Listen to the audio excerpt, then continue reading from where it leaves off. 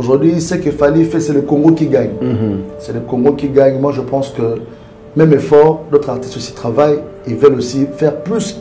Pourquoi pas ce qu'il fallait faire aujourd'hui. Même Fally, là où il est aujourd'hui, il ne pensait pas être là où il est. C'est la discipline, c'est le travail. Et il est là où il est. Les restes, les gens ne doivent pas s'y mettre n'importe comment. Moi, je pense qu'on doit toujours soutenir nos artistes, donner aussi la chance. Parce que je pense que on a dit à un modèle musicien, et c'est impossible.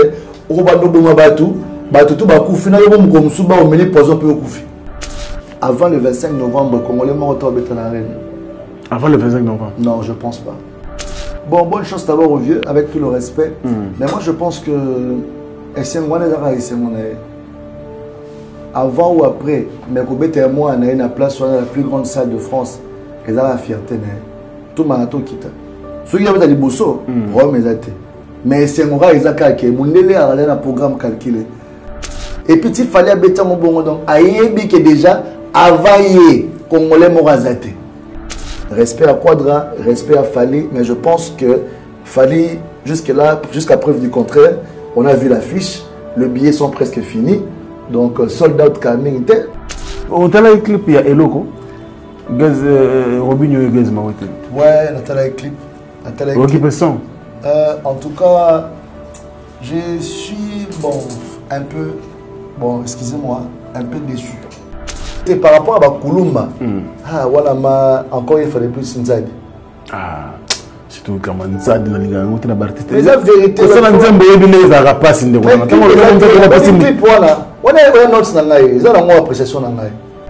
moi, j'ai jamais été une fois à la télévision venir manquer faire rigoler du respect. Ma démarche, c'est les conseils. Mais seulement les intervenants, les interventions, les vérités que je parle souvent. Tant que c'est la vérité, moi, je suis choqué. C'est décidé que ce soit la TV. On a le bilan sur mon artiste. Avec tout le respect, c'est notre artiste. Moi, ce que je peux souhaiter, avec tout le respect, bonne chance. Les autres mados avaient un jour à Bagolo à niveau tout. T'as la mettre un niveau avec un auto à Golo à se désabonner la page. Ce que je peux dire en bref, bonne chance pendant les 24. Pour m'appeler les 24 dans un concert. Le cercueil, c'est la mort. La mort, DJ Abdul était mort musicalement. Et cette résurrection que j'appelle résurrection, c'est mon retour sur scène. Donc c'était une manière pour moi de dire que j'étais mort musicalement. Ma musique était presque partant. J'étais là pendant 3 minutes de sacrifice. Je me suis sacrifié pour 3 minutes. Le tabac, l'accord, le moment où il a podium, on a cercueil, j'étais vraiment à l'intérieur. Ce n'est pas du montage, j'étais à l'intérieur. Et du coup, quand je suis entré, au fond, un cercueil ne veut pas mouler les bandits. Ma mère a vu ça, mon fils, moi je vois cette image dans l'angle moussous. Na moni on a angle que makambo nyoso yo kangamaki. Et si ka bakunda kyo bato yo mo bakunda kyo wana. Parce que moi j'ai des sérieux problèmes spirituellement avec beaucoup d'artistes aussi que j'en parle pas. Oui, notre artiste Moussouba Bimelo na Boutou. C&C Service Fret. Pour envoyer vos colis à Kinshasa, Matadi a un prix défiant toute concurrence. Une seule agence maritime, C&C Service Fret. En France, 23 rue Anatole France, 94 400 Vitry-sur-Seine. Référence SK Exotique. À Kinshasa, immeuble Beaumaillé Musique, 2 rue des Avocats, Limété 1er rue, Funa. Référence en face de l'église du pasteur Wallo. Les départs se font 2 fois par mois par container. Paris-Kinshasa, Paris-Matadi. L'enlèvement se fait à votre domicile en France. C&C Service Fret. Au Tirtembe, au Moniango.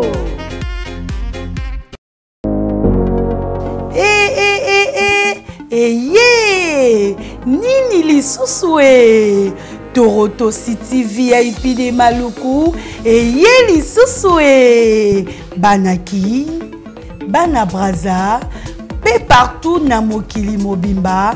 Toronto City VIP de Maluku na 5 minutes ya Grand Fleuve Congo.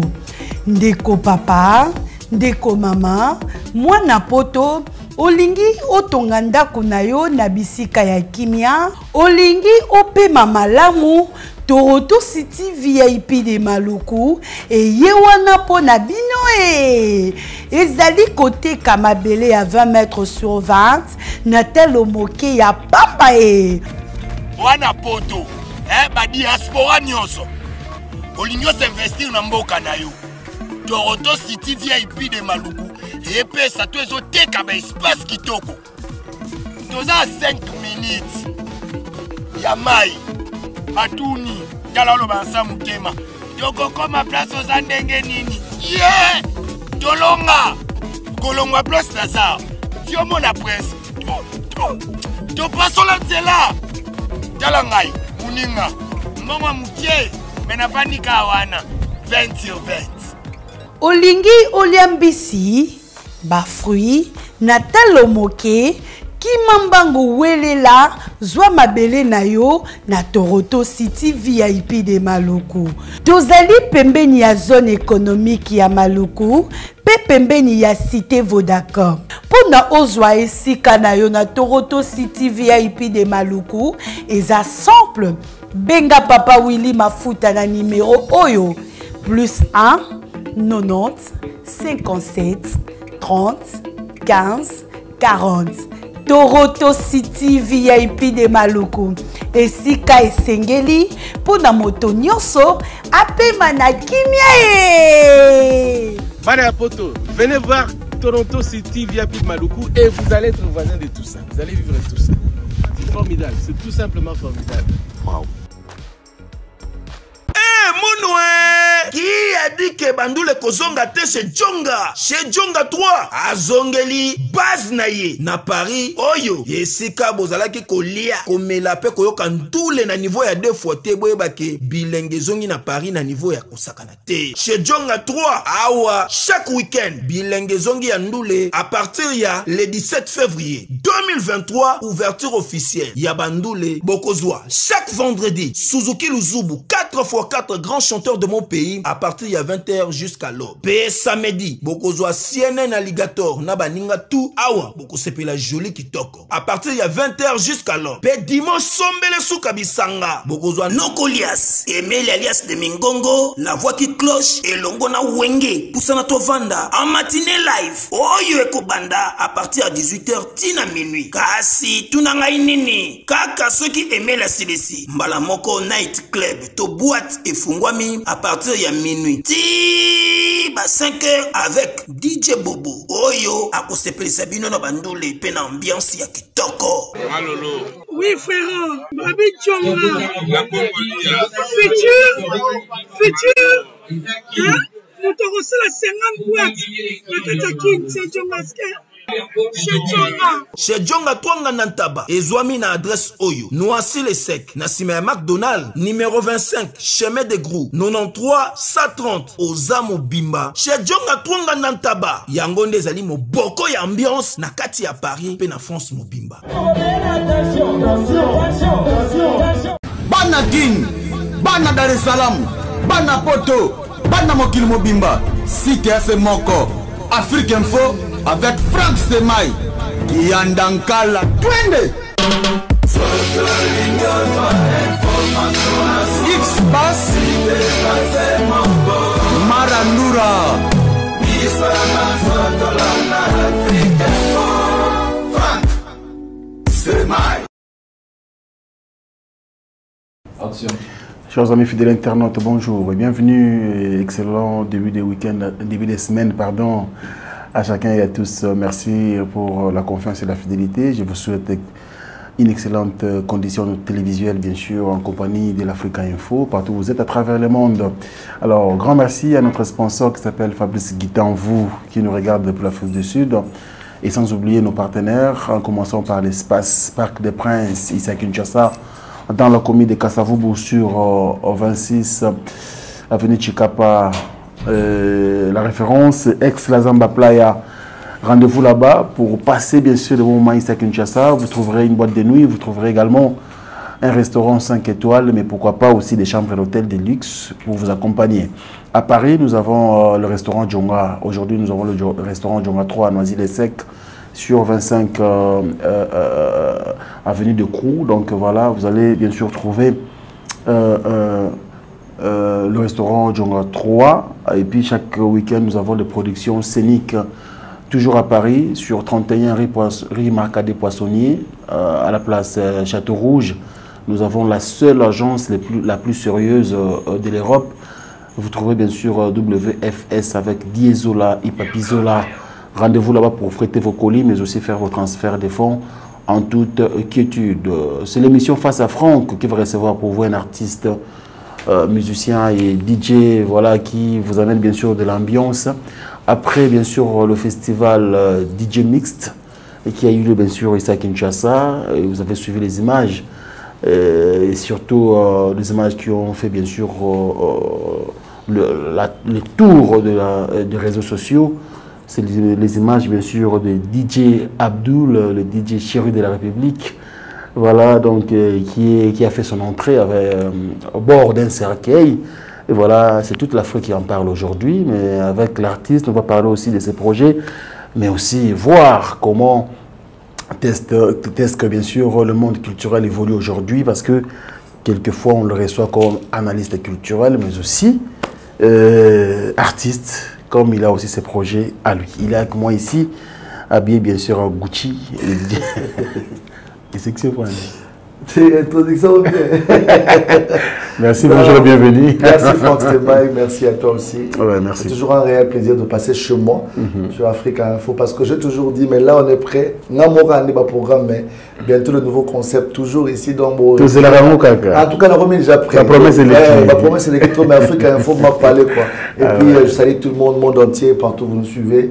Les DJ chéris de la République, la Pessimene Toubambote, toute la communauté. Parce que les gens, les amis de la Côte d'Ivoire, vous passez beaucoup à la télé, vous parlez trop le lingala, et on n'arrive pas à beaucoup comprendre. Parce que les Ivoiriens, le Camerounais, le Gabonais, des fois, ils suivent nos émissions, mais ils n'arrivent pas à bien comprendre. Alors, on les souffrait, parce que le lingala, c'est la plus belle langue du monde. Venez prendre de cours. Mais on va essayer quand même. Il faut apprendre. C'est pas compliqué. Donc, je salue tous mes amis d'Abidjan, parce que bientôt, là, je serai là aussi. Je salue tout le monde. Abidjan, Burkina Faso, Cameroun, Sénégal, Mali, bref. Toute l'Afrique francophone, on est ensemble. Pas de souci. Comment tu peux entrer sur scène dans un cercueil DJ Abdul? Et c'est toute l'Afrique qui en parle aujourd'hui. Ouais. Bon, personnellement, merci pour ta question d'abord. Cette image que j'envoie, la vidéo que j'envoie, un artiste a toujours des inspirations qui sont des fois, qui débordent et qui font parler d'eux. Sincèrement, l'ampleur que cette histoire a prise, sincèrement, je ne m'attendais pas. Je me disais que bon, voilà... C'est quelque chose que je fais parce qu'il y avait beaucoup de DJ à Bengamagui. Il y avait des DJ qui étaient invités. Alors je me suis dit, je ne vais pas amener une belle voiture. Les gens peuvent voir, ils ont déjà envoyé une voiture dans la vie. Alors qu'est-ce que de spécial je peux faire? Et malheureusement pour moi, j'étais le tout dernier DJ à prester. Et le public attendait. D'accord. Il y avait beaucoup du monde, mais tant que DJ Abdul n'était pas encore sur le podium, mes fans, mes amis étaient en train d'attendre. Et il y avait la pluie qui menaçait. D'accord. Les gens précipitaient pour partir. Et du coup, je me suis dit non, cercueil. Et puis après, tu sais, le cercueil. C'était préparé ou c'était de l'improvisation? En tout cas, c'était à la répétition. C'était pas prévu en fait. Et à la dernière minute, j'ai dit à un de mes gars, Maître Plafond, que je salue, j'ai dit Plafond, tu vois ça n'est pas un spectacle. Parce que DJ tout n'a pas organisé, na mix, na ambiance, na podium, parce que ça retourne sur scène. C'est le cas parce que je loué cercueil. Abandi kutuye murabi. Leader. Imaginez 19h, un samedi. Bon, ça cercueil ou plutôt Luka, maison bon ok, la fois qu'il y a négocié, la paix ça pris. La paix c'est pris de négocier voilà. Bah tu niveau bossa na mon ça na mon nini, habité à au ça na mon spectacle. Ya taille na yo penda. Il y a taille, Apolline a payé taille, n'a rien pour les pembe. Ouais, le cercueil, sur l'autre. Mais au président couleur, en fait, il y a peut-être pas un meilleur artiste, par rapport à l'image de la pembe qui est bien. Par rapport à l'éclat, pour dire, pour là, il peut couleur, sincèrement. Alors, tant à qui, mais on a. Bon, on a l'artiste, on a mystique, ou bien une habité, tu as pour ça que tu as le loin. On va banger le cercueil, maman a bangé le cercueil.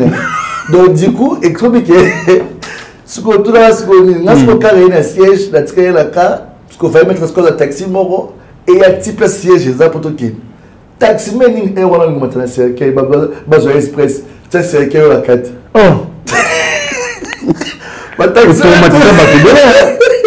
5 ans, c'est donc on va la la tête. Donc bref, quand le cercueil est arrivé, lorsque Bangi Senga la Kota, mais on a eu Singabi, Fakola Tabaga, il y a Pembe Singabi Maman, n'a profité. Ah, ou ba génie non. Au théomoni, ceux qui m'ont accoufi, on l'a dit, l'on s'est dit, mon kati, atika la rapolé, il y a un tapeza sous ma casité. Il y a une bonne point, on a batum boloming était pour risquer et quoi. Et bon, on tient la forme, on peut se côté, on a la monte, ça le gros vandi, à pour qui on dit que la balle a tellement idée à soulever. Dans ce qu'on a côté, quand tu vois l'image là, dans la côté sucre, on a une bonne mécanique en répétition, dans la côté bakangi. Et Moulungue Zawana dans les réseaux de Takufi. Bon, papa, non. En tout cas, c'était un découvert. J'étais là pendant 3 minutes de sacrifice. Je me suis sacrifié pour 3 minutes. Le temps à l'accord, non, moi, il a produit, moi, j'étais vraiment à l'intérieur. C'est pas du montage, j'étais à l'intérieur. Et du coup, quand je suis entré, au fond, le cercueil ne veut pas mouler les bangs. Parce qu'au sentiment, il y a un peu de kende. Bon, il y a la masse de cercueil, donc il y a un téléphone à filmer, il y a pour là. Parce que c'était trop. Après, tu sais, on est africain, tout le monde est libre de penser ce qu'il pense. Je pense que moi, je suis un artiste, je me suis exprimé pour que les gens s'accrochent dans mon actualité. Ça veut dire le cercueil, c'est la mort. La mort, DJ Abdul était mort musicalement. Et cette résurrection que j'appelle résurrection, c'est mon retour sur scène. Donc c'était une manière pour moi de dire que j'étais mort musicalement. Ma musique était presque partant, j'étais plus dans la scène. Et pourquoi tu étais mort musicalement? Quelle était la cause? En tout cas, personnellement, j'étais plus motivé encore. Chaque fois que je passais à la télévision, chanter, je me disais, ah, je peux faire mieux que ça. Mais tellement que la passion, beaucoup de gens, on voit aussi des gens en train de jouer. Ah, papa, tu vas dans idéologie, tu vois, le respect, dans le sens que beaucoup de gens l'expression, voilà. Avec tout le respect, s'imposer la game. 4 ans, on a vu des artistes aujourd'hui qui sont en train de bien faire aussi leur travail. Donc, vide, il faut qu'on relève des filles. Alors, qu'est-ce que je dois faire pour frapper? Et Tamboli, papa, la tourne à mon sur Internet et Indi. Merci à la page Mbote. Mais il y a beaucoup à publier. Tambote publié. Tout Pepele News, Diaspora RDC, Life Magazine, il y a une chaîne ivoirienne, parmi les meilleures chaînes ivoiriennes. Abidjanshow.com, le DJ Afrique, publié. Donc, il y a des pages que j'ai scrubées. Je sais comment les remercier pour ce qu'ils ont fait comme communication. Donc, c'est une porte aussi. Sur le plan international aussi. Est entré sur scène en cercueil. On a DJ Abdoulte. On est sur place, parce que peut la discographie, on peut s'abonner à Instagram, un peu partout. Comment l'évolution de la musique, comment tu penses, qu'est-ce que tu fais. Donc, il faut que la résurrection. Des combats album mais entre-temps, toujours boire que l'eau que la main était pipi dedans. Pipi dedans. Pipi dedans. Ouais. On pisse pas là-bas. Pipi dedans, on pisse pas là-bas. Basou Barawalet. Pipi dedans. Pipi dedans. VIP. Oui. On pisse pas là-bas. Basou Barawalet. Ça veut dire qu'ils ont ma belle. C'est maintenant la race qui a remonté dans position au Soubela. En fait, on a rendu hommage à tout bas. C'est soulageant parce que moi, cette fois-ci, on a chanté entre guillemets pour la toilette. Ça veut dire toilette, ils ont et à qui la ragnos. Donc ça veut dire que dans la danse, et ça, moi, danse, on va découvrir dans quelques jours. Je ne pense pas que vous en avez une danse obscène. Non, même pas.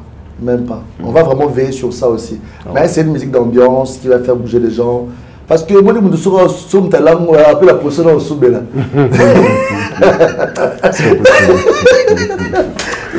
Les gens adorent ça, il faut faire plaisir. Donc, tu vois, donc DJ Abdul is back. Donc, merci pour la page Union, je vous remercie officiellement dans cette très grande chaîne. Et puis à tous les amis. Moi, ma mère m'a appelé personnellement. Oui, malheureusement. Ma mère, c'est une servante de Dieu. Ma mère a vu ça, mon fils, moi je vois cette image dans l'angle Moussous. Na moni on a angle qui makambo nyoso yo kangamaki. Et si ka bakunda kyo bato mo bakunda kyo wana parce que moi j'ai des sérieux problèmes spirituellement avec beaucoup d'artistes aussi que j'en parle pas. Oui, l'autre artiste Moussou Babimelo na Boutou. C'est pas vrai. Musicien. Mais tu connu vraiment sérieusement. Ça m'est arrivé plusieurs fois. Mais spirituellement, j'ai dit que Dieu est grand et que attaque mon sujet à la forme belle. Et moi, cette façon de faire ça, on va interpréter à DJ Abdou la côté ma mystique. À ça libre, la mission à la droite, on t'a la famille. On t'a recouvert la famille. Mais oui, nous avons l'accepté face de Nayo. Non, mais c'est un artiste, c'est ça, il faut faire parler les gens. Moi, je pense que spirituellement, je sais là où je suis. Et voilà, c'est une façon pour moi de me faire vendre. Alors, ceux qui pensent, ils sont libres de penser ce qu'ils pensent. Mais moi, je sais que c'est un message que je passais. Et les gens qui aiment DJ Abdul vont toujours le soutenir. Donc, tu vois, et ça, donc, Libaya. De toute façon, c'est une forme. Donc, même Libaya, on peut mettre ça qui est adoré à vitre, mais Libaya. Mais voilà, tu as la forme, il y a l'Iwa. Bah, comment d'aller l'image au bang? Papa Liwa est bon. Allez, merci beaucoup. Les DJ chéris de la République, on va évoluer bien sûr avec vous. À travers le monde, merci pour votre fidélité. Nous sommes vraiment très contents. Alors, hormis votre Nabi Résurrection album, Pipi des dents, c'est le tout premier single que nous aurons d'ici là. Tout à l'heure parce qu'ils ont des actualités. Mais avant cela, dans le monde musical, l'actualité Pesamakasi, là, il ne faut pas oublier. Au tel quand même la cérémonie de remise des prix Le Flamme. Ouais, Le Flamme. Avec la participation de beaucoup d'artistes congolais. Bon, de Kinshasa, c'est Fadi qui a participé. Tu as suivi quand même l'événement? Ouais, j'ai suivi l'extrait. Quand Dadjo remettait le trophée à Fali. Déjà, moi, ce qui m'a beaucoup tiqué dans l'affaire, c'est que Fallait en étant malade sur scène et le mec il travaille trop. Il est vraiment dans les avions, déjà vol et fatigant déjà. Et puis Coco Mana scène, hier on tapé Sarama. Je n'ai pas senti le Fallait là parce qu'il était malade, mais il a respect, engagement. En plaire, on se fait représenter. Donc je te dis que sincèrement, l'artiste a montré que malgré l'état de santé, mais ça risque parce que tout le monde artiste est l'état de santé, sur scène, mais tu as crise, tout malaise sur scène. On a vu beaucoup de choses comme ça. Donc, ça va prochainement, vraiment, notre artiste qui aujourd'hui est l'image, les défenseurs de tout ce qu'il fait, il peut toujours rester dans une position, il y a mais tellement que fou fan de sa musique, de ses fans, il est prêt à mourir même sur scène parce que c'est la santé. Et puis Dadju aussi, ça fait parler les gens. Pourquoi dans les propos de Dadju Dadju, personnellement, Aza artiste moko, namona Raza vraiment trop familier dans le Congo parce que d'abord c'est un Congolais. Mais pour s'adapter à la kikinoiserie, à comprendre, Boibolingwane et Arumba, c'est un amoureux d'abord de la bonne musique. Et puis il est trop fan de son grand frère, il apprécie beaucoup ce qu'il fait comme travail. Parce que Ming Balobi, tout le monde banalise, hein? Le capitaine de la Rumba, c'est comme si Aredou, le capitaine du Congo, pardon. Oui. En fait, tu as une interprétation. On a libre à repenser à l'Ingi. Moi, je suis la poto, je suis avec un père, je suis papa, je suis Franck. Maman est comme Mireille. Mireille, ça va? Oh, maman Mireille, elle m'a envoyé. Vous comprenez? Mais là, tu dois reconnaître déjà que non, Fali, dans le niveau à l'embarater. Mais après, pour ça, il faut créer sur mes Congolais. D'ailleurs, tu vas la famille, pas. Tout ça, tu as bague. Bague peut bima. N'importe quel tika de zone, c'est les bagues. Ah, fallait ça la interprétation. Après, sous alors le micro, le trophée est là. Déjà, tout le monde a eu toi battu. La main gauche, les arabes, 5 mots, il y a politesse. Net na mukolo ko pesa mutu mote na gauche te. Après, fallait penoko. N'est peut-être chose qui calculé, mais pas calculé. Bon, en fait, voilà comme ce qu'on a monté à développer. Fallait pas passer le bout et à gauche. Moi, je pense que message a fallu qui m'a beaucoup touché. Des gens que respect à tous les artistes qui ont commencé la musique à Kinshasa. C'est un message très profond. Ça dit bah tout va couper dans l'orchestre. Quand tu parcours à Fali, à autant batala la tala bakibinda les cas vite fait, quartier latin, le Fali là qui est là. C'est pas petite chose hein. Au bandi mana mabeli bandi na se bandi mata comme au romo qui depuis la sommet en Afrique francophone aujourd'hui on peut pas voiler la face. Il est l'acteur aujourd'hui qui fait des réalisations que beaucoup d'artistes ne le font pas. Ce que nous souhaitons base à révéler parce que Fali aujourd'hui Il y a pas le bango pourquoi tu as fond la bomba canoté. D'ailleurs, tu sois dans mon thème ingratitude. Aïe, il y a pas comment on va fonctionner. En plus, au piste, motant yosu makambo. Car ayo armé nos yeux au go le sol, au go va tirer au bon maï pour tirer. Donc, moi, je pense que c'est notre fierté aujourd'hui, là où il est, vraiment bonne santé à lui. Et puis voilà, moi je pense que c'est quelque chose vraiment de souhaité. Après, Dadjou, c'est un mois à poteau. Oh, voilà, promenade. Il a fait ce qu'il peut. Les abandons entre bango musiciens. À ça, les plaisirs. Tout le monde, Tiakola était content. À Osepelado, quand on déconne, ça va éloge, na plateau, tout ça. Après le reste, la montagne, les nord défini. Toi, ma canne sabatou. Ah, comme dans une méga naïe, tu méga naïe, na téléphone naïe, c'est ma moufa comme. Donc, tout ce qui est parce que on a envie de voir nos artistes ensemble unis et non, Babylou, Kalawana, ça fait pas beau. Très bien. Alors, Fali Poupa, enfin. Bon, les Toroba, disque d'or de platine export. C'est la toute première, c'est le tout premier disque de platine congolais. Oui, c'est la première certification quand même. En tout cas, c'est ce que j'ai dit. Bah, félicitations. Nos artistes doivent beaucoup bosser encore plus. Aujourd'hui, ce qu'il fallait faire, c'est le Congo qui gagne. C'est le Congo qui gagne. Moi, je pense que même effort, d'autres artistes aussi travaillent. Ils veulent aussi faire plus. Pourquoi pas ce qu'il fallait faire aujourd'hui. Même Fali là où il est aujourd'hui, il ne pensait pas être là où il est. C'est la discipline, c'est le travail et il est là où il est. Les restes, les gens ne doivent pas s'y mettre n'importe comment. Moi, je pense qu'on doit toujours soutenir nos artistes, donner aussi la chance. Parce que les gens pensent que, on a dit qu'on est musicien, mais c'est impossible.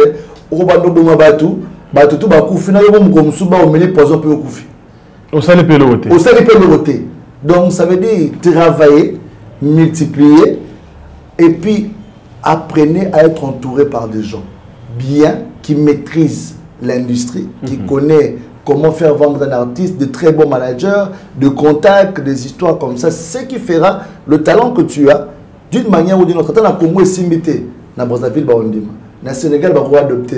Tout le monde va artiste, mon sou, Azar, Calais, ça va succès. Dans la Martinique, un artiste congolais, mais papa n'a pas Grand Calais.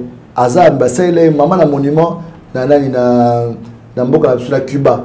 Donc c'est pour te dire que des monuments comme ça, nous n'avons ni les prophètes chez soi. Arafat DJ aujourd'hui, paix à son âme. Les Ivoiriens regrettent. Mais c'était les gars qui faisaient mal à tout le monde. Tout le monde voulait la place d'Arafat. Tout le monde cherchait comment descendre DJ Arafat parce qu'il faisait mal. Mais DJ Arafat, le jour où il est parti, c'est le jour où à Abidjan, ils ont compris que non, on a perdu une fierté qu'on avait. Donc, il y a un Congo, il y a un Sopo, il y a un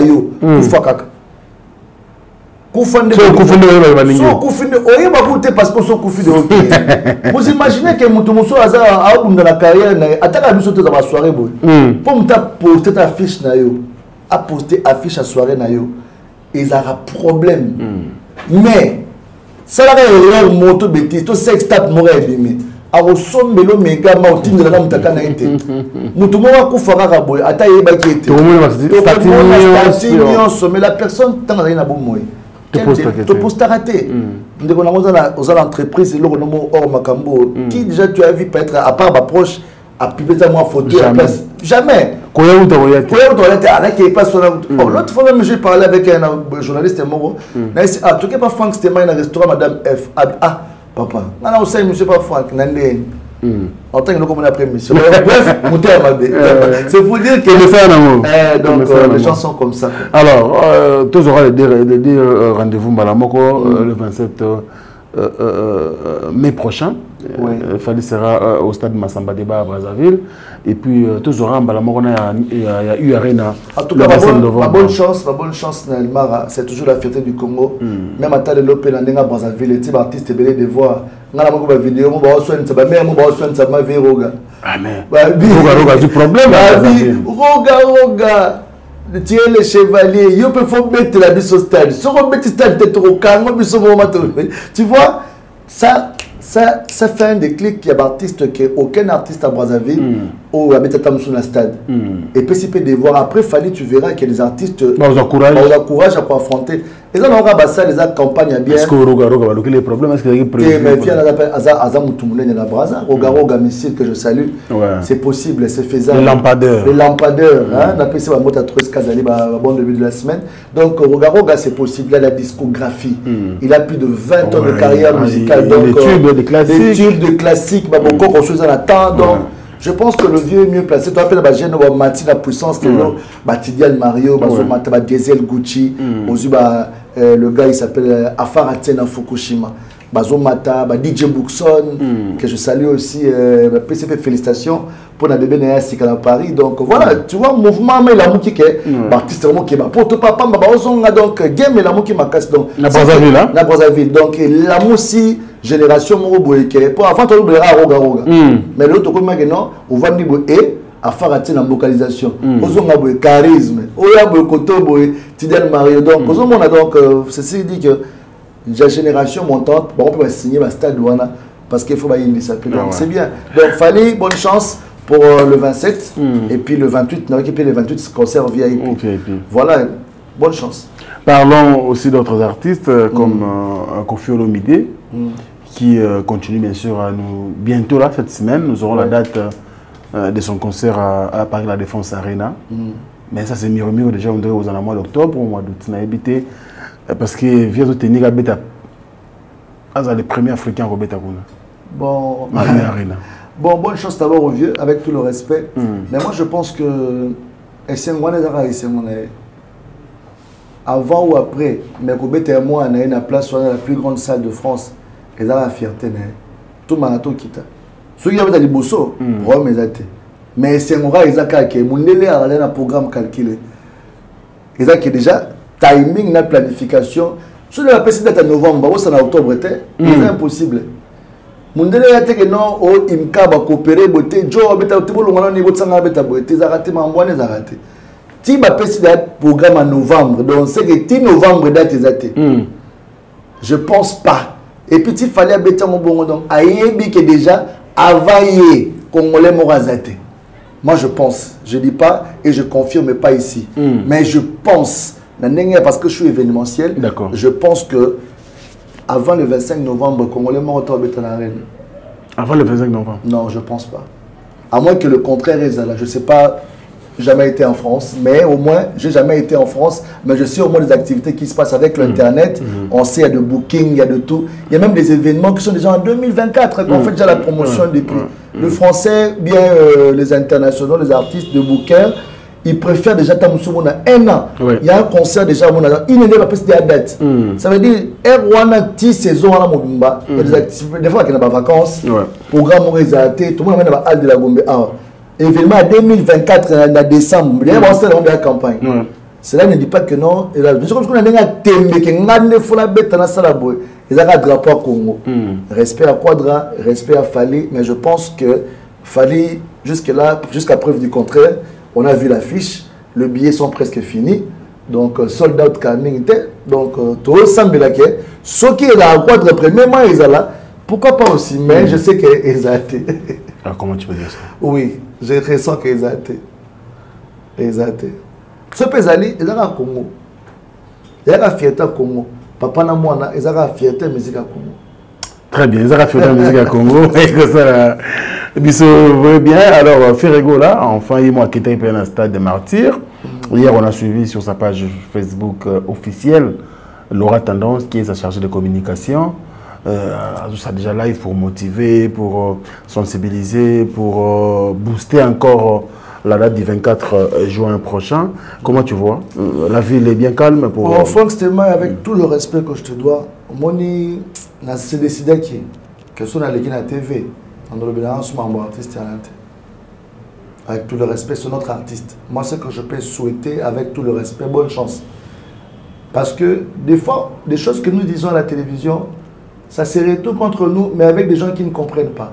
Moi, je n'ai jamais été une fois à la télévision venir manquer faire du respect. Ma démarche, c'est les conseils. Mais seulement les intervenants, les interventions, les vérités que je parle souvent. Tant que sinon, la vérité, moi, je suis choqué. batu Gaulois, bazu ba vidéo mo de tambola, ne ba installer déjà podium na stade de Martyrs. Vous avez fait rapidement des mentis, oui. Dans le communicateur il a fait rigolo. Vous comprendre. Si que bana confusion, événement, nous souhaitons tous que notre artiste habite et ça la paix réussite. C'est qu'il nous souhaite. Mais ce que batu o bayaka netinga na victime chaque jour dans ma page nanga. La fille kaka. Ba insulte ma mère, mon père, mes parents, ma famille, tout. Nazo ba insulte, nazo ma dose ba injure à ba Gaulois à niveau tout. Talaka na bomata niveau na bike no auto Gaulois à se désabonner la page nanga. Parce que je ne suis pas là, je ne travaille pas chez lui. Mais en tant qu'un grand frère, notre artiste que je vois, s'il y a des choses qu'on voit que ça ne va pas, je passe un message gentiment. Mais ce que nous est choquant, est-ce que le baron méchant? Même pas. Bayaka na Kong. Na beta la bizorbi. Ça la sauce. Ils ont beta mikolo blaguité. Parce que c'est une chanson. Les fanatiques n'ont rien à voir avec tout ça. Ma passion d'abord, c'est être DJ. Jouer de la très bonne musique. S'il y a le fan de faire et que cela de Gaulois, moi je connais beaucoup de Gaulois que je parle bien. Gaulois Mayele Bazali. Gaulois Pe Peta Bazali. Aujourd'hui, mon ami, on a vu la belé, musu mwata, musu pire vieux, mais l'inga ne fait. Suko, alors il y a bien bungi la affaire na TV. Oh, na bungi la affaire la TV. Son d'avis vérité c'est qu'à manquer mon respect. Son d'avis que notre organisation est bien té, na fingi mon tout. Ça dit c'est eux pousser mon travailler. Son d'avis que l'artiste là mal entouré. Ça veut dire que les été à comme un projet, pas ça ok. Si on a dit qu'il y a un manager, on doit dire que c'est la vérité. Bon, projet et regarde-moi. Et ce cas là, pourquoi? Non respect à contrat. Tout le monde a un artiste et retirer parce que l'artiste a sa façon de faire les choses. Donc partout, pardon.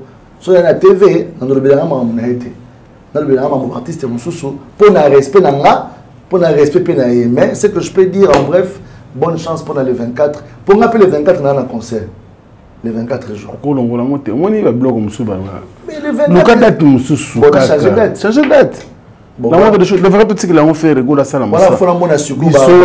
toi accompagner les Gaulois, tondi sa stade. Il faut étonner. Jean-Claude Van en tout cas, tout ça, surtout artiste faut bête. Donc, stade on a faut ma bête. Donc, ça 50 attends pas sortir ma bousette. Tu faut finir vraiment dans bataille Jésus. Et vous allez ces mots parce que déjà bon c'est là dans les bons. On appelle à le 24 bon. Tu annulé. Annulé au salaire. Merci beaucoup pour venir avec les DJ chéris, les DJ de la République. Ton frère, Héritier Watanabe Gucci, Motuna Tembe, l'homme le plus compliqué du monde, Gogan, à Paris. Donc, retour aux âges, j'ai dit Oyo, déjà, Baozon Akin, pour prester bien sûr au Rotana, Club, à l'hôtel Rotana. $200 pré-vente et puis $300 sur place. Mais malheureusement, il y a que tout le monde va bercer à Zate, Kobazate.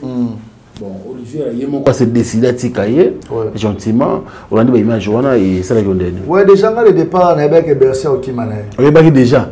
Aïe, ça va. T'es agitation. Bien, merci. Oh, un artiste Rosa P. Je ne sais pas si je supporte un artiste, mais niveau il y a un mot sur scène, il y a la bête sur scène, bête de scène comme on dit, mais qui bon montona charisme. Et puis que bercer à 4 contrats, na Deo. Deo ka son niveau. Ba yemba nzemona Diamond. Oh. Deo ka son azwaye ba kenda mati Tanzanie. Hôtel Maramoto Diamond ba libéré pe caché na Maramoto ba sala projet. Tant que la musique chiffonnaire est passée, donc projet de comédie après bim. Mais non respect, il y a un conseil. Un manager, un producteur te dit ne fais pas ça, ne fais pas ça. Bercy, c'est le pétage. Nzembozo beta c'est Batama. Comment on a raté dans la show, boîte, tout ça. Le temps promotion et l'autre après on va tester un public. On va faire un petit concert, voir un peu si les gens apprécient ce que tu fais. Basomela et Moutuka, Bazola et Ndako. Bafouta na compte il y a chance niveau. Mais il a tout gâché. Wata encore il a un grand cœur à sa montaka na mtemate. Wata azuye batutu babere wata ninga okende bopo aina mama États-Unis pour y attaquer. Tant aux États-Unis raté à persévérer bah que nos France zoya. Déjà calculer que soit acquis. Ah ozongata. OK. Ce qu'on a poto à Osani. Parce que déjà talent au Bercé Zanango, à un tour dans la maison aux orchestre. C'est un artiste, c'est un bête de scène, c'est comme le Bill Clinton, single, son, tout le monde a ça la libanga, parce que tout ça, au libanga, c'était vraiment du coaching de A à Z. Il a dépensé même un rond, jamais, c'est l'écriture, la chanson, le studio, les clips, la promotion, la chaîne YouTube, tout. Donc c'est pour dire que c'est un artiste qui doit être encadré. Mais le mal, c'est que on dirait artiste a un problème. Il est mort personnellement, il ne sait pas ce qu'il veut. Wata a état d'esprit à héritier. Il y a Bercy. La team Wata c'est héritier lui-même et il évolue avec son orchestre. Au bas la vision, il va poser. Baza calme ba otikala ye peut soit continuer na betane ba show na poto ça fait problème tellement cas décisionné mais l'allure où va l'artiste il y aura même le manque de confiance de certains producteurs parce que on sait pas ce qui tu veux voilà donc moi ce que je peux dire ouais ta courage et ça continue avec ou sans Bercy générique et mis Ange la voix de Bercy n'était pas là tout Kinshasa tout Congo toute l'Afrique le genre dansé générique au point on appelle Wata rapidement sur le chemin de la gloire. Chemin de la gloire, on a extrait à générique on a vu à live wana affaire système kan et betamikolo live wana à 4 mois 2 minutes 3 minutes mo pouf et fait des sauce déjà il y a chemin de la gloire en tout cas générique ba clavier wana chorégraphie wana toute l'équipe en tout cas vraiment félicitations et respect héritier Watanabe donc déjà bonne chance pour un concert dans une région à Kinshasa. Bonne chance pour le chemin de la gloire. Chemin de la gloire. Les prochains albums de l'artiste musicien héritier Watanabe, l'homme le plus compliqué du monde. Lui et toute la team Wata seront bien sûr à Kinshasa déjà dès ce week-end. Nous serons à l'hôtel Rotana pour un concert VIP. Ce sera une bonne chose pour nous tous. Et bravo à l'artiste parce que tout le monde, Kaya Olivier par exemple, Olivier, déjà, c'est un des amis d'héritier depuis Maison Mère. Un collègue depuis la Maison Mère. Héritier aussi. Et Olivier était patient un moment. Il n'a pas porté Olivier. Donc, on est en mouvement. Parce que Watt a regardé, observé, hérité comment Olivier, si réellement, a une abolimou à voyage, toi, a une abolimou vraiment, il y a orchestre. Et puis, qu'on posait vraiment, il y a cause à la pembe, il y a un orchestre, ça pèse aussi sur ses épaules en tant que professionnel, on a une belle voix, on a une déjà. Parce que la deuxième voix, là, tu es bien, très bien, c'est vraiment un peu rare. Et Olivier, c'est pas n'importe quel musicien. Et comme son frère lui-même a dit que t'es, même si c'est un cadeau qui va aller la pote. Soit continuer carrière solo, à continuer, soit pas évoluer, à évoluer. Donc ça dit, héritier à la montée, maman, a souffert, ouais, ça c'est vrai. Malgré ma baie, malgré ma désert, malgré ma comportement, puis ma baie à Olivier, parce que moi je connais beaucoup de choses aussi, mais héritier n'a pas regardé ça. Attendez que frère Nanga, Azwara Makambo Ken. Pour ce que tu n'as pas que poto, héritier n'a pas Olivier a accompagné Maître Cheval à Paris, Kevin Cheval à Kaibende. Comment ce Wata qui parce qu'ils ont sentir toujours, il y a famille, la team Kande évoluera toujours. Donc bonne chance, héritier pour un concert et puis qui encore joue Koba n'a pas regretté ma casse parce que Koba avait la veille de cet orchestre dans ce Koba bani l'orchestre m'a depuis à quoi un orchestre aussi tant que ma me comme ya biloko beli yo mo zi biloko mo so balona ma beli Koba nga je pense pas que c'est une bonne décision Koba qui va poto 3 qui a peut-être on a raison na état musu familial peut-être truc comme ça mais je pense que c'est erreur parce que na niveau place à Zawana à mon tout va rebouger quand on pense papa rythmique. Il y a un rythmique avant d'aller. Après, bon, Babi paraît-il, c'était maï. Pour que ça peut la mission et comptara. Il y a ce joueur. La team peut faire. Donc voilà, quoi. Peut-être charge, voilà, et c'est un peu mon tout mais bon. What I am elle voit d'être équipe, il y a un coach. Avec un sable inverse. Très bien.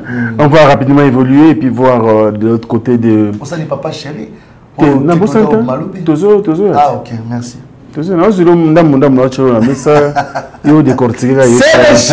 choses. Alors, on a un clip, il y a Eloko. Gaz Robinho et Gaz Mawete. Ouais, Nathalie Clip. En tout cas, je suis excusez-moi, un peu déçu. La qualité du clip, vraiment magnifique. Côté clip, rien à dire, 100%. Réussite, vraiment qualité image. Mais la musique, par rapport à Babilo Romané, à Betara, j'ai aimé l'intervention de Gaz Mawete. Vraiment, il a bien posé. Mais on dirait... Les textes... Ouais, les textes... L'ambiance, les délires, c'est bien. Ça, c'est la forme. Ouais, c'est la forme. Fond, mais le fond, vraiment... Tout dira, Ngobila... Ils ont mis sur les logos. Fandé les logos, bon. Mais après, ça... Je te jure, hein, je te blague pas. Le lot, il y a un week-end vraiment sauter par rapport à Bakulumba. Voilà, encore il fallait plus Nzadi. Surtout quand Nzadi na linga ngote na bartiste. Mais la vérité, ça na nzembo yebile za rapasi ndeko. On note na ngai, ça na moi appréciation na ngai. Gaz Mawete c'est un artiste. Oui. On comprend. Il a donné le fond. Mais après le featuring aussi, tu sais, ils ont des esprits coutanés. Même au moins le featuring à Gaz Mawete na Fally Ipupa. C'est un truc, la joie de Gaz de chanter avec Fally. Au sentiment l'engouement Robin na Maramutu et Kenny. Mais là le mot besoin sentiment que non moi le mot besoin compatibilité wana et le qu'on a ajustage wana. Mais que le clip vraiment le réalisateur coup de chapeau Etienne Pro qui a fait le finissage. Respect pour le clip, la qualité des images de l'Europe et ici. Mais après le son, si tu remarques même ça. Après, aujourd'hui, les artistes, TikTok, ils ont m'abêté. Ils ont aidé les artistes, puis les challenge, Maramutu. Mais les challenge forcé, les challenge naturel. Il y a des choses. Les challenge, monsieur, comme moi, moi, promotion, ils ont m'abêté. Moi, je peux le faire. Mais, quand on a TikTok, il y a sincèrement qui veut taper dans ma boîte. Net c'est un dit au mot Mikolo et featuring il y a Jules Sock Narebo. Tu vois un artiste qui est sorti, première chaîne sur YouTube, il n'y a même pas 10 000 abonnés, mais il y a 1 million de vues, n'est-ce pas ça une semaine sur 8 jours. Tu vois, sont déjà il y a un moment où il y a un artiste, ce petit na boîte boy. Et il y a un son où ça succès Mikolo et Kangi Kin Pongi. Pongi. DJ Virus. DJ Virus, ils ont Ave le Roi, MC Akong, collègue de travail, invité Virus, DJ White. Après, tout ce que beat ils ont DJ 7, Azarana Kolosi. Donc, Kolosi, c'est la chanson aujourd'hui, si ça joue en boîte, dégâts. Il y a mon Julie Sok que je salue aussi. Julie Sok, Matakunayo, deux fois. Bonne chance à lui, featuring avec Rebo. Donc voilà, bonne chance à Bango. Et puis, c'était un de mes danseurs aussi à l'époque. D'accord. Ouais, il est toujours avec l'équipe, un de mes danseurs à l'époque. Aujourd'hui, il est une star aujourd'hui en devenir. Donc bonne chance à lui, une équipe Nemo Bimba. Mon manager, Emilia. Toujours Emiliano, toujours à côté. Toujours un conseil à ma grand frère, un plafond fini, Bazarané, pour l'empêcher toujours. Encadrement toujours papa chaque comme beaucoup pembe papa mon moteur malam le 27 mai paye mariage naezali donc tous à la voilà tous ces pénisa donc c'est pour te dire que la musique elle a engagé TikTok soka ba lingi na bango yo on a posé aussi na ba abonné te mundi on a chombo na e a osa lo vidéo ya ndenge tout ya lingi mais c'est comme il a renforcé ah ouais pas de problème donc ça me la manga piso nzemo na ngai bimi bo sunga bande kwa TikTok. Mouvement comme on a mis surtout aux Arabes. Danse.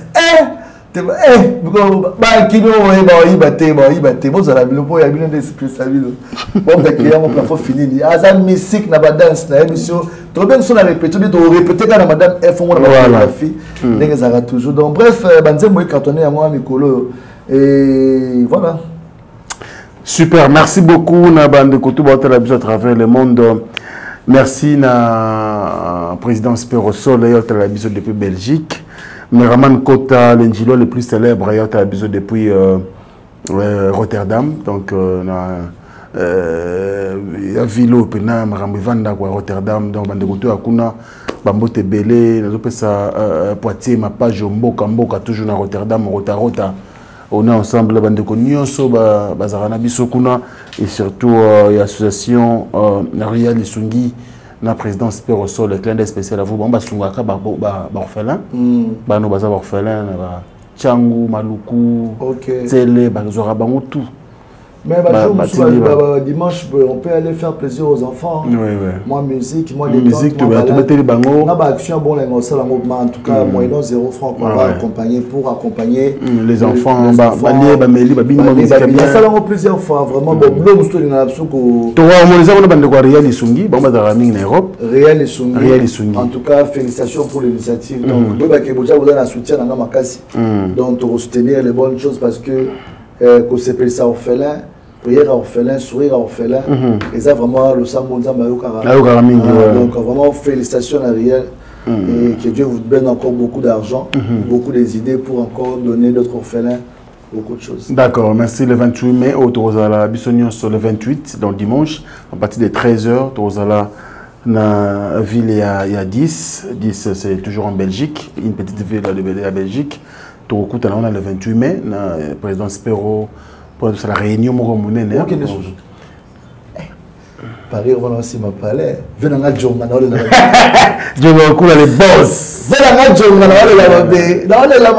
la Djonga, tu vas voir la terre. Mais la Djonga, son na yo na obukelo wana. Bon, DJ Abdul. Tu es sur la noisille le sec wana. Mais na émission DJ Abdul à Paris avec à Djonga, abeti vendredi, samedi, dimanche, tatoma zongi.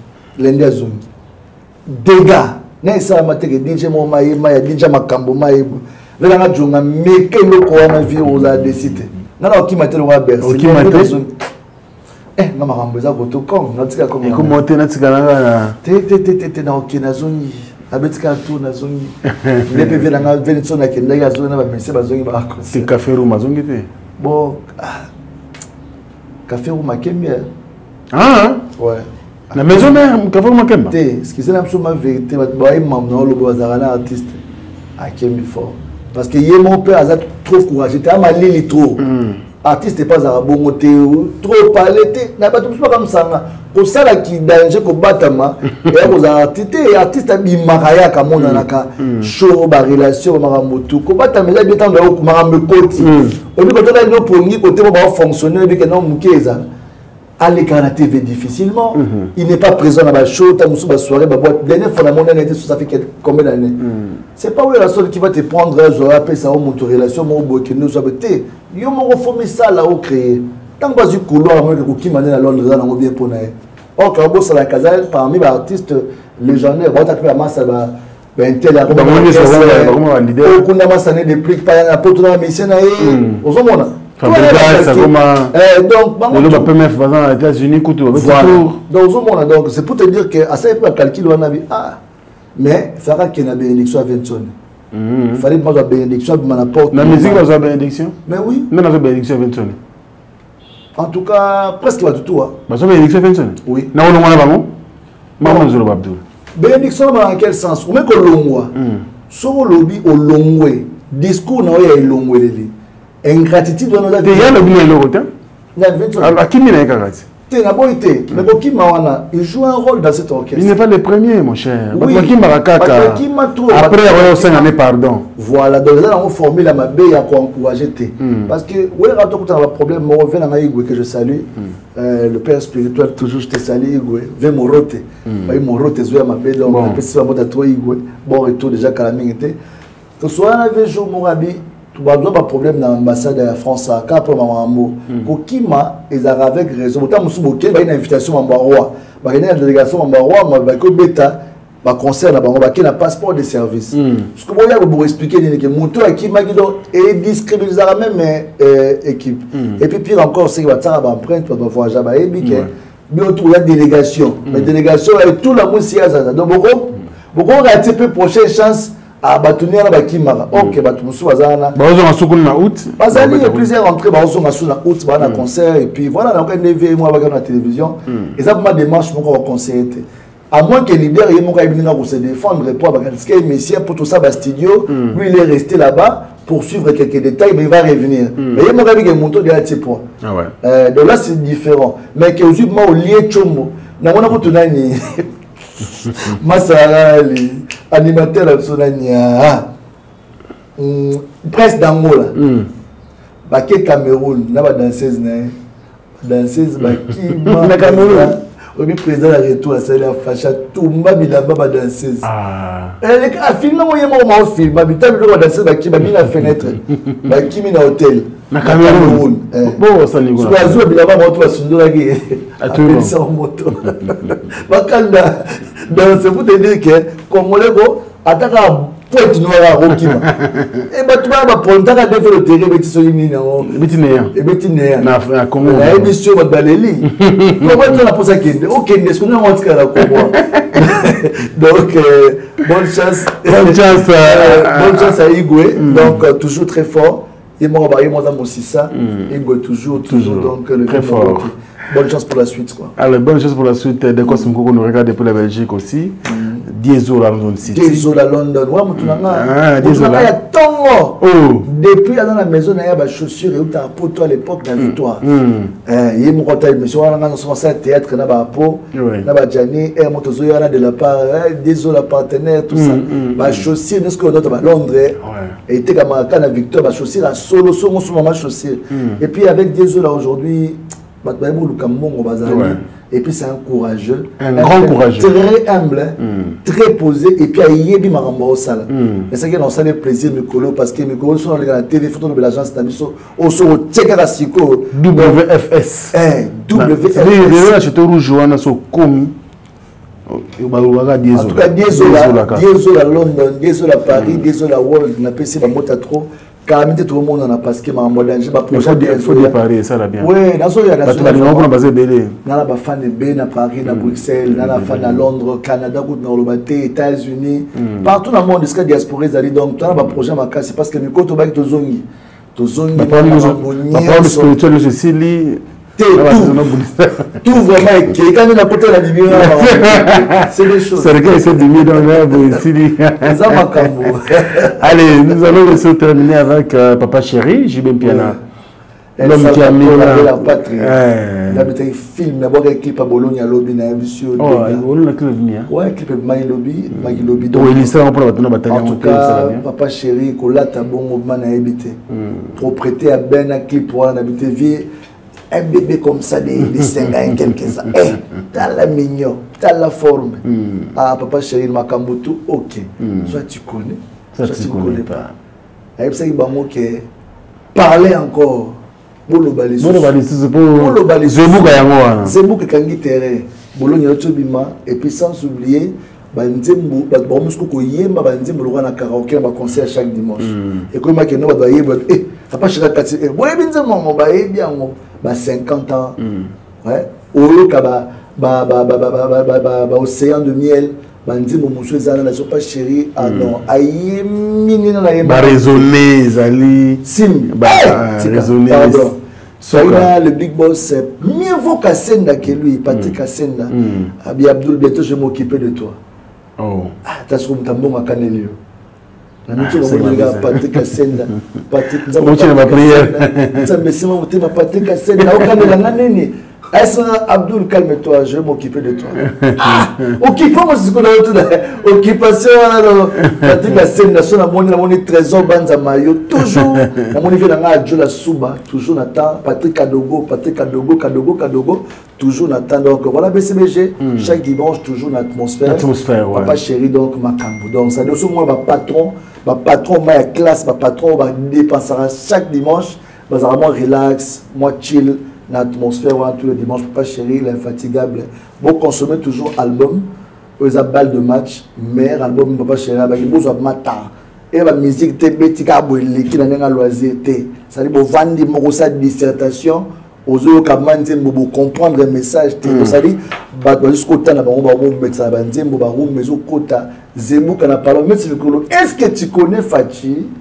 Oui, je connais Fachi. Il est qui? Il est président. Fachi Beto. Est-ce que tu connais Fina? Oui, je connais Fina. Elle est qui? Elle est ma belle sœur. Fina, elle est ma belle sœur. Fina, ma belle sœur. Elle s'appelle Fina. Elle est ma belle sœur à moi. Et est-ce que tu connais Fina? Oui, je connais Fina. Elle est qui? Elle est ma belle-sœur. Bon, c'est Betty Caro. Et autant ma plein déjà entreprise quoi. La vie est belle. Papa chéri, en tout cas vraiment, parler encore. Intemporel, l'artiste qui ne finit jamais, toujours très fort. Merci beaucoup. Nous sommes passés à la fin. Ouais. Voilà pour nous penser à Jessica Njoli Amba depuis Lille et sans oublier Germaine Kisungu depuis Lucerne et pourquoi pas Djilo Kula Oumande. Merci à toi également. Bande Koto Balingarabi à travers le monde. Merci à vous tous. DJ Abdul, tu as un dernier message. Nous avons libéré. Oui, en tout cas, merci beaucoup. Donc, déjà, la PCI, bon retour là où se repose le cœur de l'homme.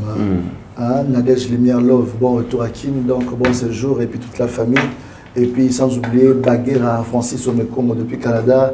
L'artiste Jemix Remix, bientôt à Kinshasa aussi. Et puis, tout Balingarabi, DJ Abdul. Tous les activités chaque lundi, la répétition surtout dans Madouda numéro 1, place Nabissoana. Donc, pour ça travailler dans le sud de Maramoto, ma casse toujours de mettre le plafond fini. Alors, si tous les deux côtés, côté de la Gilles, côté de la DJ Abdul, les casates. Donc, la PCI Mota trône, le big boss, c'est le boss de tous les temps, le docteur des ignorants. Les docteurs des ignorants, les boss Eric Manala.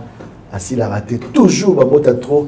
Vous êtes Cédric de Tokyo, number one fondation Kelende. Peut-être que ma maman surtout vraiment y a scellé. N'a fondation.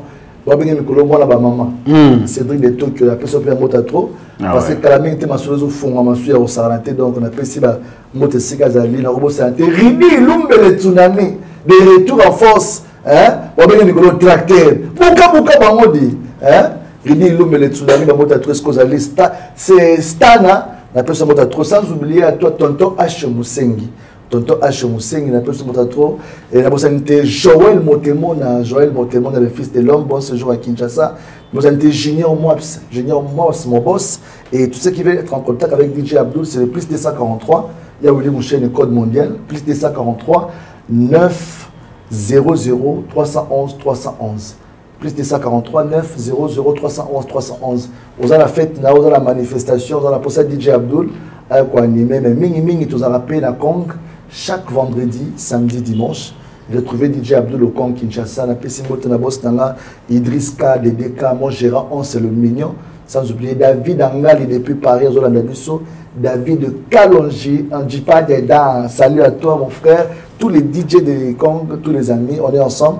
J'aimerais bien féliciter DJ Viris pour l'initiative Full Mix. Full Mix, en tout cas, c'était vraiment une réussite. Malgré la pluie, malgré tout, mais DJ Abdul, qui est défenseur, toujours à charge ambiance. Donc, on a ma photo, on est tamboné Afrique Mobimba. Et big up à toi, le frère suspect 95, parce que lui aussi, il a rétuté. Et c'est là qui m'a dit tout comme un cas. Quant à moi, je te dis un grand merci, vraiment. À chaque fois que je viens ici, j'ai toujours été la bienvenue et je resterai toujours. Tu es chez toi, DJ Abdul, on est vraiment ensemble. Merci pour tout et puis merci pour la disponibilité. À chaque fois que tu viens à Caillou. Je suis toujours là. D'abord, c'est chaque mercredi. À partir de la semaine prochaine, tout le monde a activité en face de l'Académie de Beaux-Arts, l'espace Modana Live Club. Parce que c'est Magic, club étudiant. Donc 13h tout bandit, 23h. Et le roman, il y a une boîte à ciel ouvert, mais la journée. Et puis chaque jeudi, désormais, retrouver DJ Abdul Spirit. Donc, ça soirée 100% musique congolaise. Il y a Kinshasa. Attends, j'ai dit on attend Brazzaville au 4-7. Tout ça, rumba, ya bien, tout ça. Et puis chaque mardi, tu confirmes ce qu'au cours des grands. Voilà ce qu'au l'espace Madame F. On te prépare chaque mardi. Nous allons à la bandale, vraiment cadeau dans le PS de Madame F. Et on a 4 mois qui toko. Si on stress à parler, les qui ont se déstressé. Place, il y a un mot comme Madame F. Et puis chaque dimanche, tu y a un peu Massalangaï succès. Bienvenue succès. Dans Madame F toujours. Donc voilà, pour la PC Emilia nos events tous les jeudis, vous retrouverez un peu qu'on a un chaudron. À ça, la bien et puis mettre le fond. Un chaudron club, la bandale? Oui, la chaudron, oui. D'accord. Emilia donc, ça toujours. D'accord. Tu as été bien, merci au DG Costa Itangu. Patron. DG Costa Itangu. Il y a aussi la souka. DG Costa Itangu. Ah, tu vas pas tout les années. Et puis, soit Kamita va bien. Kamita va bien. Le micro, number one. Donc, il y a une mère extra, une mère. Donc, des gars, félicitations. Et puis la possibilité, on t'a dit que Boston, Rosa Massamba, Rosa Massamba, Rosa Makan. De la voix de Gabri, Rosa Massamba, Chana for you. On est ensemble. Allez, on est ensemble. Merci à vous tous, surtout pour la conférence de la fidélité. Dieu de Massamba pour bon anniversaire. Il y a eu un mois, Dieu de Massamba pour Happy Birthday. On est ensemble, frérot. Allez, merci beaucoup, c'est la fin de cette émission. Mais ça, on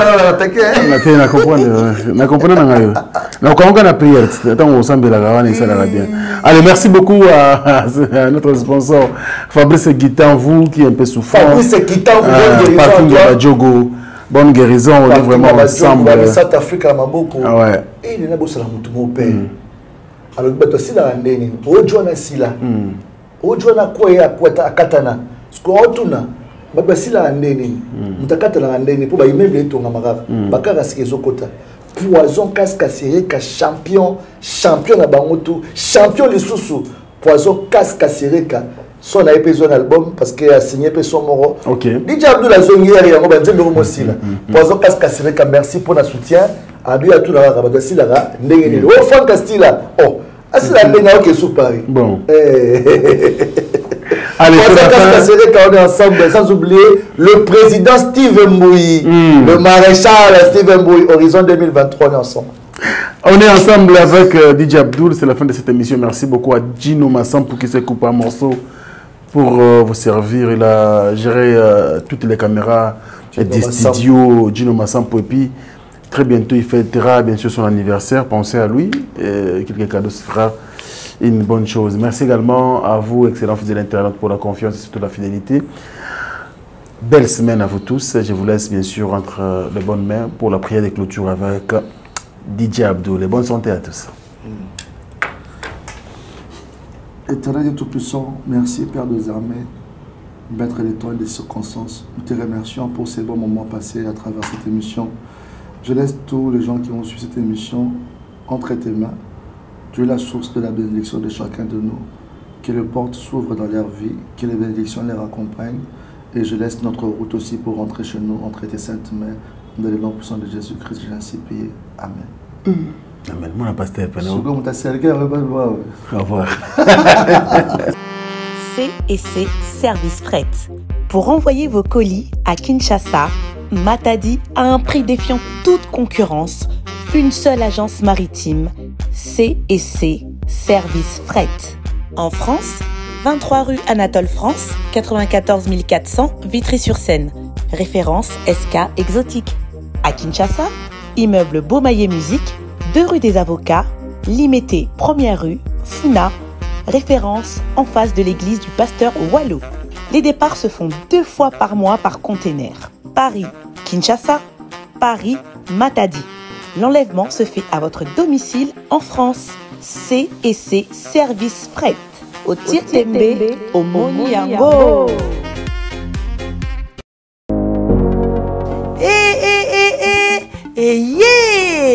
Nini lisusu Toronto City VIP de Maluku lisusu Banaki, Bana Braza, pe partout na mokili mobimba. Toronto City VIP de Maluku na 5 minutes ya Grand Fleuve Congo. Ndeko papa, ndeko mama, mwana poto, olingi otonga ndako na yo na bisika ya kimia, olingi opema malamu. Toronto City VIP de Maluku ye wana po na bino ezali kote kamabele à 20 mètres sur 20 na telo moke ya papa wana poto ba diaspora nyonso olingo s'investir na mboka na yo. Toronto City VIP de Maluku epesa to ezoteka ba espace kitoko toza 5 minutes ya mai Atuni, Dalalo Bansa Mutema. Yoko koma place aux andenge nini. Yeah! Dolonga! Kolongwa place Lazare. Si on la presse. To passo la zela. Dalangai, Muninga. Mama Mukie, Menafanika wana. 20 sur 20. Olingi oliambisi, ba fruit, na talo moke, Kimambango welela zwa mabele na yo na Toronto City VIP de Maluku. Tozali pembeni ya zone économique ya Maluku, pe pembeni ya cité Vodacom. Pona ozwa esika na yo na Toronto City VIP de Maluku, eza simple. Benga Papa Willy Mafuta na numéro oyo +1 90 57 30 15 40. Toronto City VIP de Maluku. Esika esengeli pona moto nyonso apema na kimia e. Bana poto, venez voir Toronto City VIP de Maluku et vous allez être voisin de tout ça. Vous allez vivre tout ça. C'est formidable, c'est tout simplement formidable. Wow. Monoué qui a dit que bandule kozonga te chez Djonga 3 azongeli base na ye na Paris oyo yesika bozalaki kolia komela pe koyoka ntule na niveau ya 2 fois te boyebake bilenge zongi na Paris na niveau ya kosakana te chez Djonga 3 awa chaque week-end bilenge zongi ya ndule à partir ya le 17 février 2023 ouverture officielle ya bandule bokozwa chaque vendredi Suzuki Luzubu 4x4 grands chanteurs de mon pays à partir de 20h jusqu'à l'aube. Pe samedi, bokozwa CNN Alligator na baninga tout awa boko sepela joli kitoko. À partir de 20h jusqu'à l'aube. Pe dimanche sombele souka bisanga bokozwa Nokolias, Emile alias de Mingongo, la voix qui cloche et longo na wenge poussana tovanda en matinée live. Oyo ekobanda à partir de 18h tina minuit. Kasi tunanga inini kaka soki Emile Silesi mbala moko night club to boîte et fungwami à partir de minuit. Ti ba 5h avec DJ Bobo. Oyo akosepeli sabino na bandole pe na ambiance ya kitoko. Malolo. Oui frère, Babi Djonga. La Congolia. Futur. Hein? Nous te reçons la 50 boîtes. La Katakin, c'est Djonga. Chez Djonga Twanga Nantaba, ezwami na adresse Oyo, Noisy le Sec, na sima ya McDonald, numéro 25, chemin de Grou, 93 130, Ozamo Bimba. Chez Djonga Twanga Nantaba, yango nde ezali moboko ya ambiance na kati ya Paris pe na France mobimba. Bana King, Bana Dar es Salaam, Bana Poto, Bana Mokili Mobimba, Cité Ase Moko, Afrique Info avec Frank Semaï, Yandankala, Twende. X-Bass.